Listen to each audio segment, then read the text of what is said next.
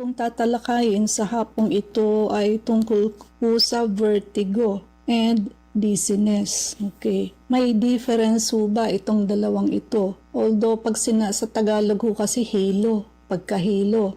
But sa English po, iba ho ang vertigo, iba ang dizziness. But pareho ho siyang pagkahilo. When you say vertigo, usually ho ito from nakahiga kayo, tapos bigla kayong babangon, then yung paligid niyo ho ang mag-i-spin, iikot ang paligid ninyo. While ang dizziness, hindi ho umiikot ang paligid. Kayo ho yung nawawala sa balanse. So, minsan ho, nakapanood ako sa FB, doktor pa naman yung nagsasalita. Yung umiikot daw ang paligid, dizziness. Mali ho, vertigo. Pagka yung paligid nyo ang umiikot. Sensation of spinning or dizziness. And usually ho, kasama dyan ang nausea, vomiting, so pagsusuka. And difficulty with balance. Siyempre, nahihilo ka And kadalasan ho ito is caused by issues within the inner ear na nagre-regulate ng balance. So, ang nagre-regulate ng balance natin ay nandoon po sa inner ear. Meron ho kasi tayong outer at inner ear.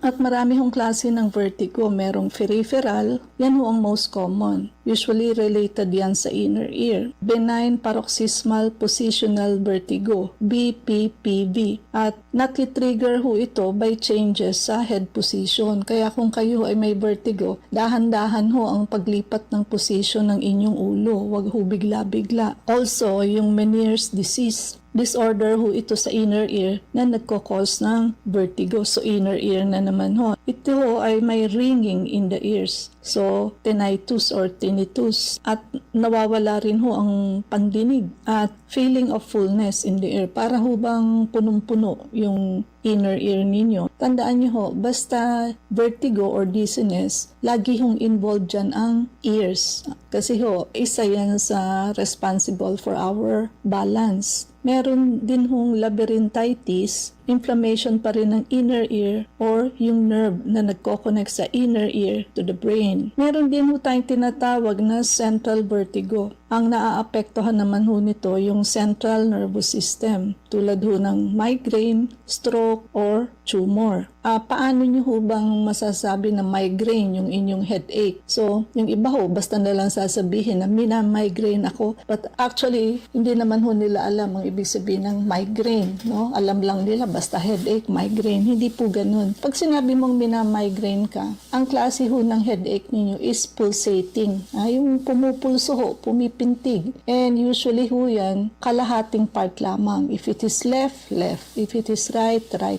Wala hong migraine na bilateral. Usually, it is unilateral. Na kapag ka ho, yung yung buhok ninyo, hinihila ninyo dun sa part na masakit, masarap po ang feeling ninyo. Ganyan ho ang migraine. And ano ang symptoms ng vertigo? May sensation ho kayo or pakiramdam na ang paligid ho ninyo ay spinning or umiikot or moving. And wala ho kayong balanse or unsteadiness. Siyempre ho, pag umikot ang paligid ninyo, talagang mawawalan kayo ng balance. Nausea and vomiting, naduduwal kayo and nasusuka. Abnormal eye movement, so nystagmus ang tawag dyan. And sweating, pinagpapawisan kayo ng malamig. Pagkawala ho ng pandinig or ringing in the ears. Akala nyo ho vertigo lang, pero pagka ho meron kayo nito, wala ho kayong magagawa. Hindi kayo makapagtrabaho. May bumangon nga ho, hindi kayo makakabangon Kasi pagka ho yung may ikot yung paligid nyo, hindi nyo ho kakayaning nakadilat. Ang tendency nyo ho, hihiga kayo uli at ipipikit nyo yung mata ninyo. Kasi ho, pagka nakadilat kayo at yung paligid ninyo umiikot, hindi nyo ho kayang i-stand yun. Talaga hong mahihilo ho kayo. No? Kaya ang gagawin nyo ho,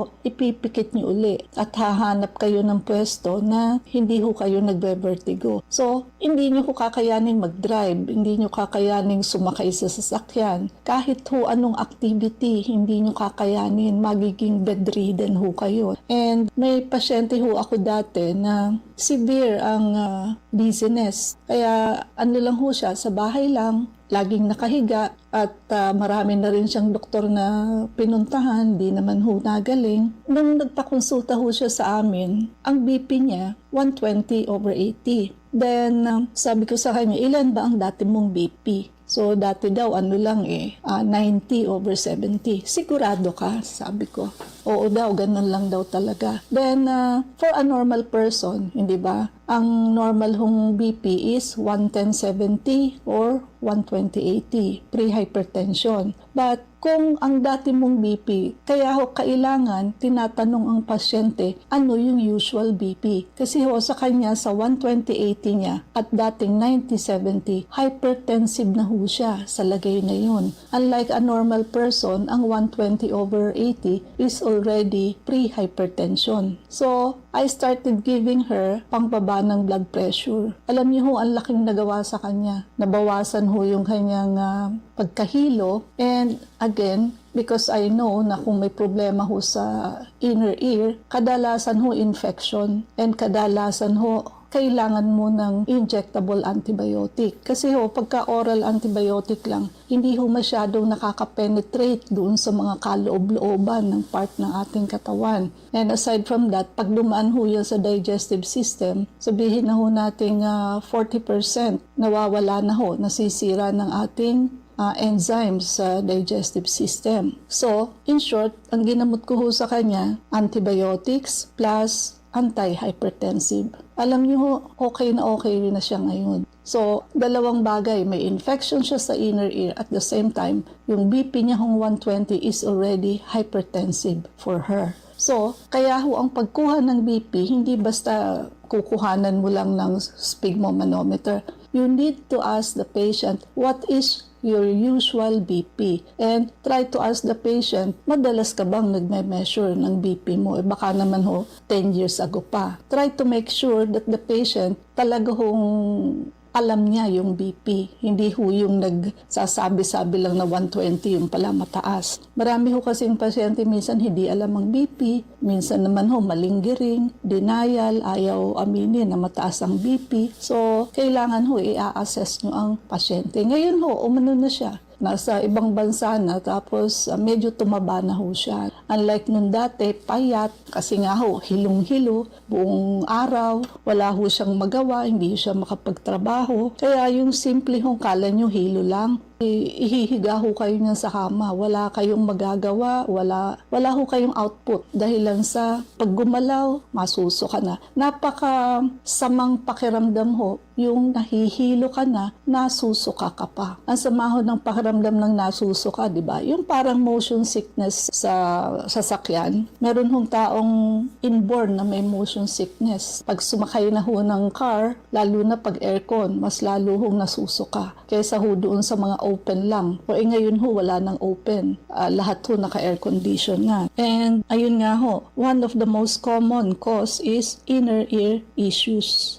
Infection usually affecting the ears balance. Now, let me remind you, pagka ho madalas kayong magkasipon, mas malaki ho ang tendency ninyong magka-vertigo. Why? Meron ho tayong tinatawag na Eustachian tube connecting your throat and the ears. Kaya ho sa, kumbaga yung infection nyo ho, o yung mikrobyo nyo doon ho sa inyong throat, tutulay ho yun papuntang tenga ninyo. So pag may infection na ho sa ears, ayan, it can cause vertigo and dizziness. Kaya nga ho sa bata, sa mga bata, di ho ba? Yung mga batang indigent, no? Hindi man lang nililinis ng magulang, may sipon, tapos pasensya na ho sa nagbe-merienda, no? Pasintabi. Sinisinghot-singhot lang ho nila yung sipon nila, no? Pabalik-balik. And pagka laging may sipon, kadalasan ho, ang bata, meron din hong discharge sa ear or sa Tagalog ho, luga, pasintabi po. Bakit ho kadalasan may luga? Pagka ho may discharge sa tenga, yan hong batang yan madalas sipunin. So ano hong connection? Yun nga hong in-explain ko sa inyo na yung bacteria or virus ho ninyo sa inyong nose or respiratory tract tumulay ho sa eustachian tube, nakarating ho sa inner ear ng pasyente. So infection, mas prone ho dito ang bata kaysa sa matanda. Bihira na ho ang may ganyan sa matanda. But kasi ho mas maikli pa yung eustachian tube nila pag bata pa kaysa ho sa adult. So kaya ho yung may sipon, minsan hindi nyo pinapansin, but it is very important because it is connected to our inner ear. Although there are some na kahit malaki na, nagkaka-discharge pa rin ho sa inner ear. But ibig sabihin ho, pagka-adult na, nagkakaganyan pa, medyo yung hygiene ho. Kasi kung malinis kang tao, pag may sipon ka, gagamutin mo or ilalabas mo yung discharge mo, sipon mo sa inyong nose. Hindi yung hindi mo sinisinga, pabalik-balik lang. O di syempre yung bacteria ho, tumitira na sa respiratory tract mo. So sign of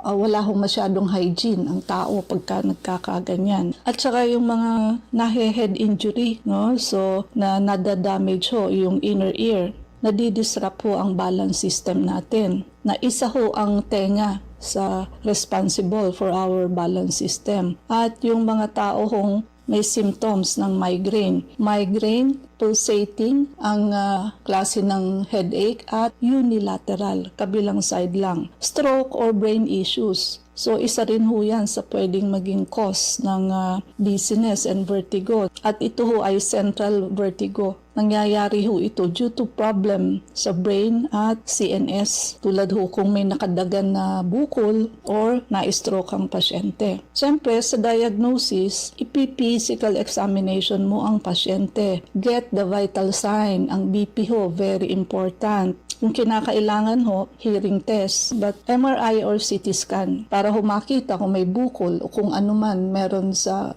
ears and sa brain. But ang pinaka-common ho na hindi na kayo umabot sa mga balance test is infection. So anong gamot sa infection? Antibiotic, a potent antibiotic that can penetrate the inner ear. Huwag ko kayong gagamit ng mga sinaunang antibiotic na penicillin, amoxicillin, hindi na ho yan tatalab ngayon. Masyado na hong nag-mutate ang ating mga mikrobyo. Ngayon nga ho ang 7 days antibiotic hindi na rin tumatalab. Umuulit ho kasi hindi na nasisimot. Minsan nga ho may 2 weeks na may tira pa rin. Ganyan na ho ka-harmful ang mga mikrobyo ngayon simula ho nung nag-pandemic tayo. Kaya yung mga nagbibigay ho ng 7 days, hindi ho gagaling ang pasyente ninyo. Mababawasan lang ho yung symptoms, then balik uli. So, infection, i-rule out nyo ho muna yung infection and the blood pressure. Bago ho kayo makarating doon sa masyado na hong deep na magpapabalance test na kayo, gagawa kayo ng mga maneuver para ho bumalik sa dati. Kasi yung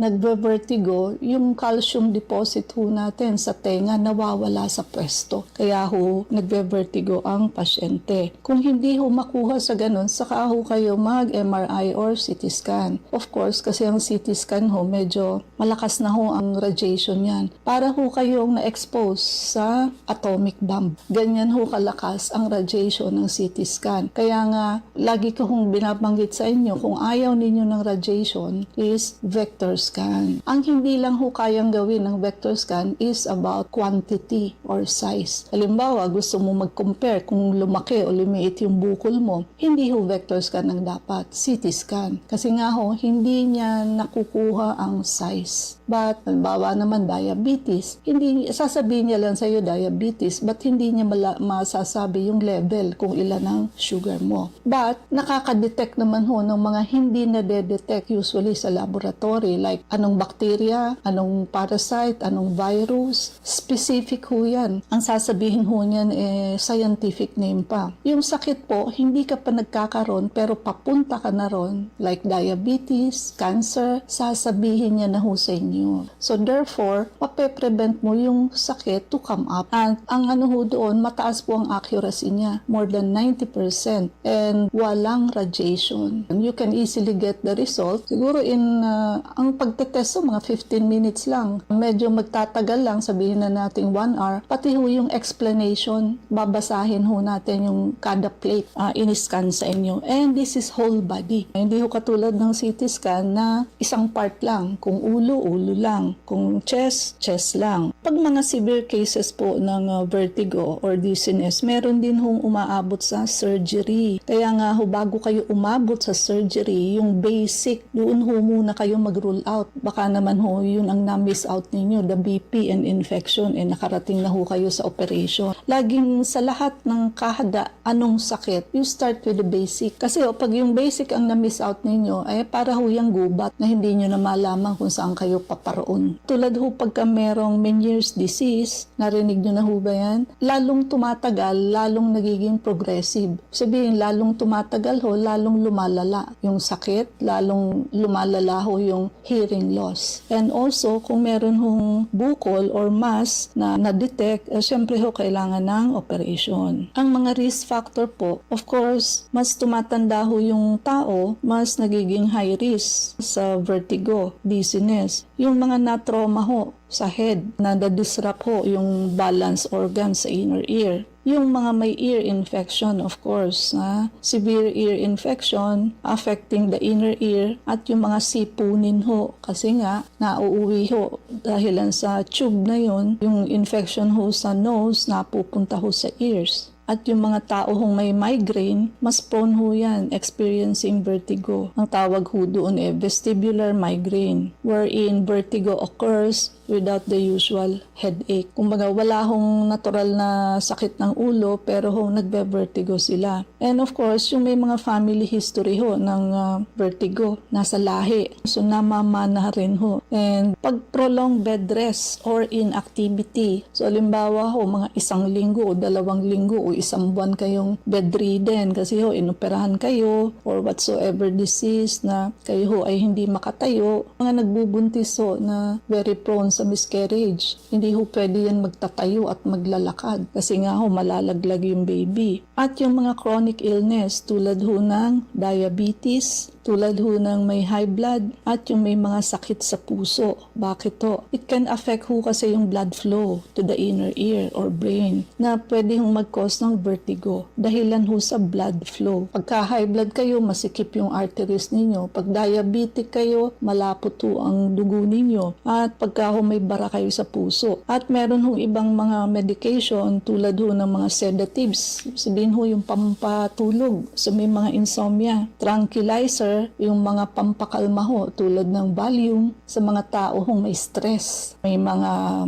anxiety. Also, dehydration. Ayan pa ho. Simpleng kakulangan sa tubig. Nagbe-vertigo ho kayo. And so rule out, sabi ko nga sa inyo, i-rule out nyo ho muna yung mga basic o tubig lang ho yan, yung pala dehydrated lang kayo. And also yung mga manginginom, pagka excessive ho ang alcohol consumption or chain smoker kayo, it can damage the inner ear. O syempre mai-increase ho ang risk ng vertigo. Also, yung mga nagda-diet ho, hinay-hinay ho kayo, yung lalo na yung walang carbohydrate diet, tapos bibiglain nyo, magbe-vertigo po kayo for sure pag wala hong sugar ang brain ninyo. Kaya kung hindi ho kaya, wag pilitin. Okay lang naman ho ang may carbohydrates. Basta ho, in moderation. Hormonal changes, pagka ho nagfluctuate yung hormones, lalo na ho sa kababaihan during pregnancy or during menopause or menstruation, mas increase ho ang risk ninyong mag-vertigo. So, Ivy, para po sa mga nais magtanong, mag-text po kayo sa